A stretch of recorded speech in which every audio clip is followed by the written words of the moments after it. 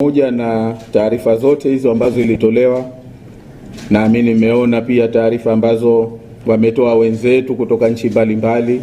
Nimeona labda clip ya rais mstaafu wa Botswana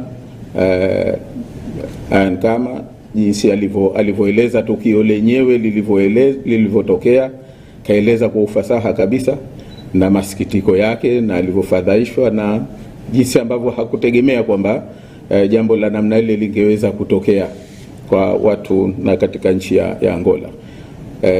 Sasa sisi pia tumeona kwamba na hapa kwetu watu mbalimbali wameendelea kulipotosha jambo hili, pamoja na taarifa hii kuwa ya wazi, na ililotufadhaisha zaidi na ambalo linanifanya na mimi nisimame hapa baada ya viongozi wenzangu hao kulieleza, ni upotoshaji huu kufanywa na viongozi waandamizi wa Chama cha Mapinduzi, na hasa mtu ambaye hukumtarajia kama makamu mwenyekiti bara wa Chama cha Mapinduzi Bwana Stephen Wasira, na pia naibu katibu wa habari na uenezi wa kule Zanzibar ndugu Hamisi Mbeto.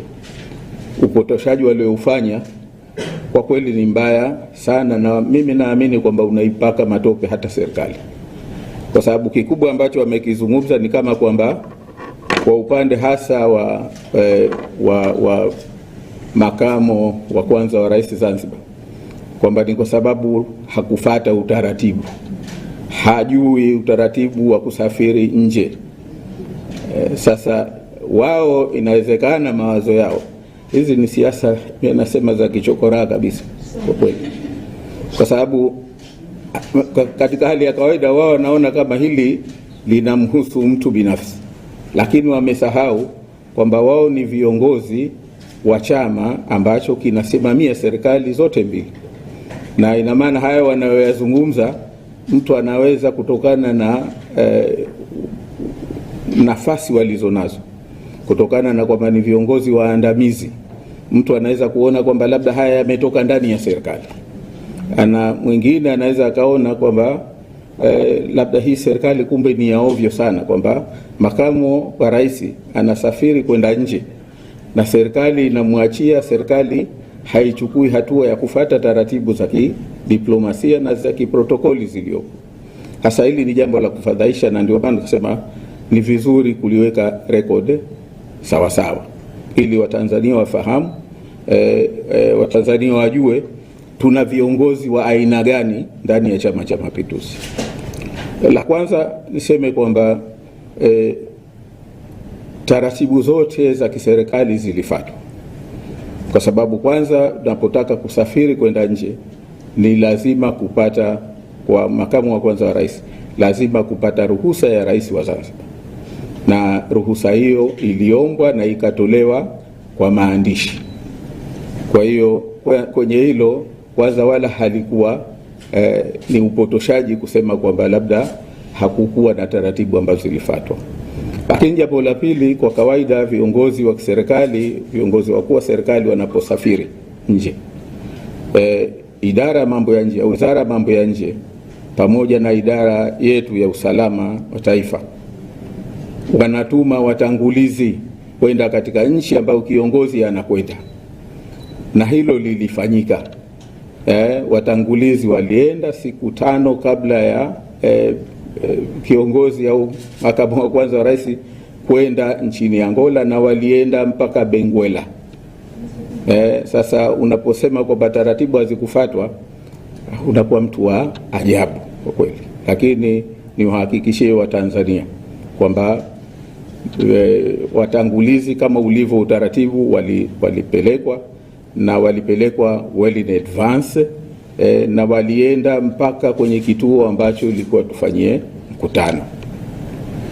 Lakini jambo la tatu ni kwamba kwa kawaida kiongozi anaposafiri, kama anapita pengine transit, basi ubalozi katika nchi ile ambayo anapita transit kwa kawaida wanakuja kumlaki na kumsaidia taratibu za usafiri.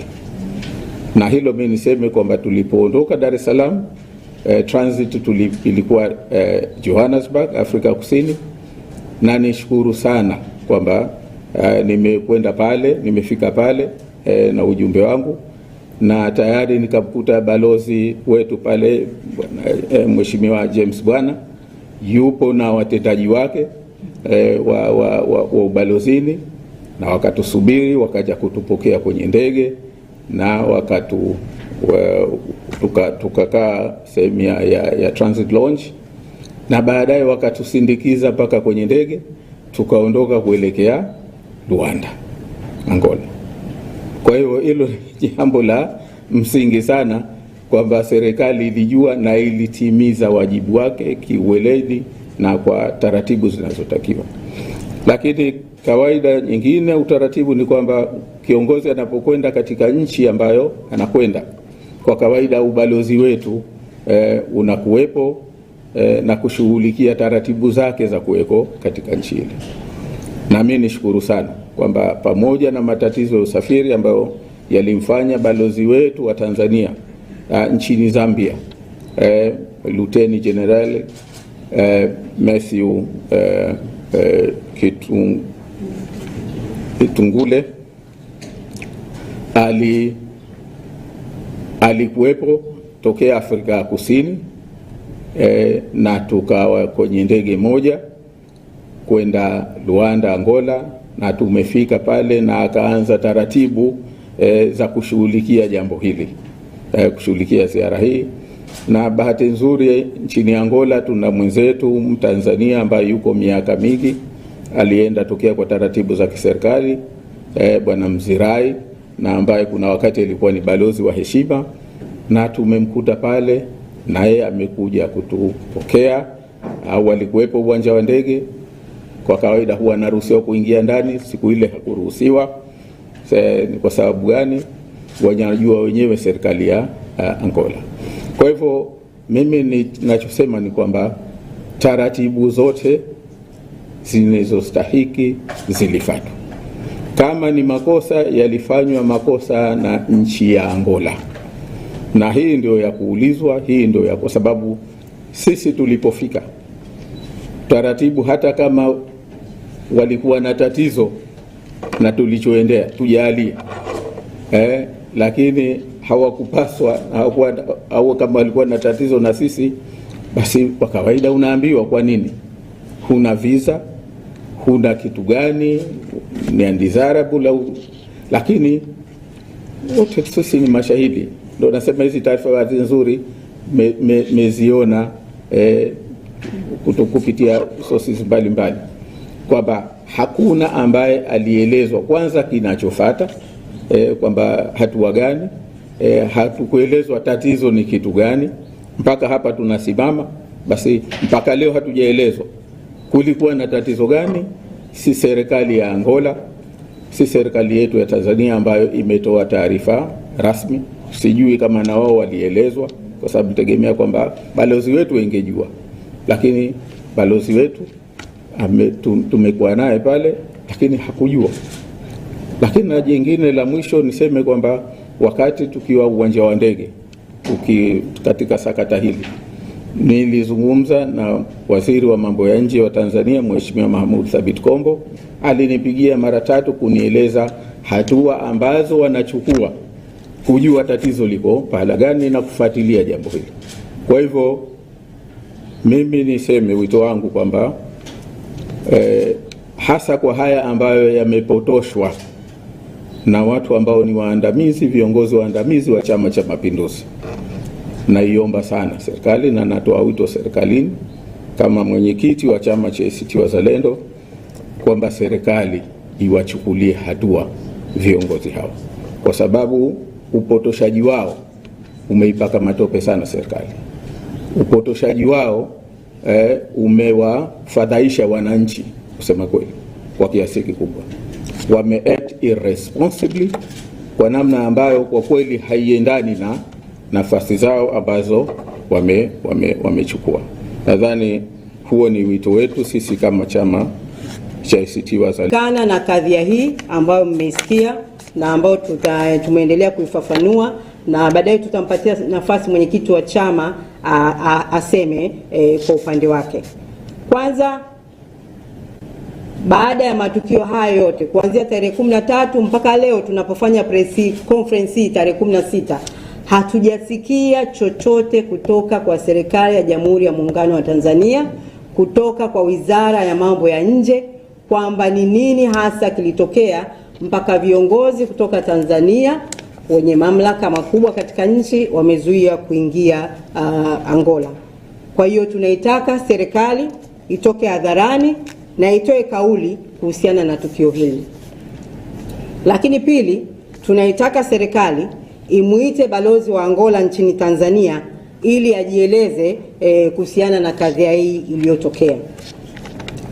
Wito wetu wa tatu, mmenisikia nimeeleza kwamba Angola sasa ndio wenyekiti walipewa wenyekiti wa Jumuiya ya Afrika AU, na tunajua kazi hii ni ya kusimamia mambo yote yanayoendelea katika Afrika ikiwemo demokrasia, maendeleo ya watu wa Afrika, na tunafahamu kwamba Umoja wa Afrika umesema kwamba mwaka huu kauli mbiu yao ni mwaka wa kutafuta haki kwa Waafrika na watu wenye asili ya Afrika kupitia fidia.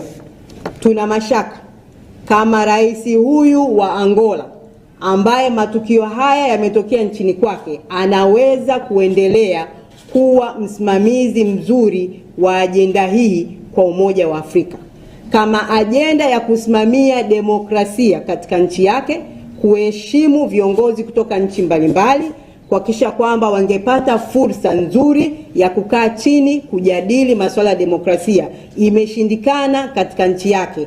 Itawezekanaje yeye kuongoza na kusimamia ajenda hii kwenye mataifa yote ya Afrika? Kwa hiyo tunawaomba sana viongozi wa Umoja wa Afrika watafakari nafasi hii adhimu na ya heshima kubwa sana waliompa rais wa Angola kama mwenyekiti wa Afrika, kwamba hatoweza kuimudu nafasi hii. Ni swala la kutafakari, na waone kwamba nafasi hii ipatiwe viongozi ambao wao wenyewe wanaonesha mfano wa kusimamia ajenda ya demokrasia katika nchi zao, kabla ya kutwikwa mzigo wenye majukumu makubwa wa kusimamia ajenda ya demokrasia katika Afrika.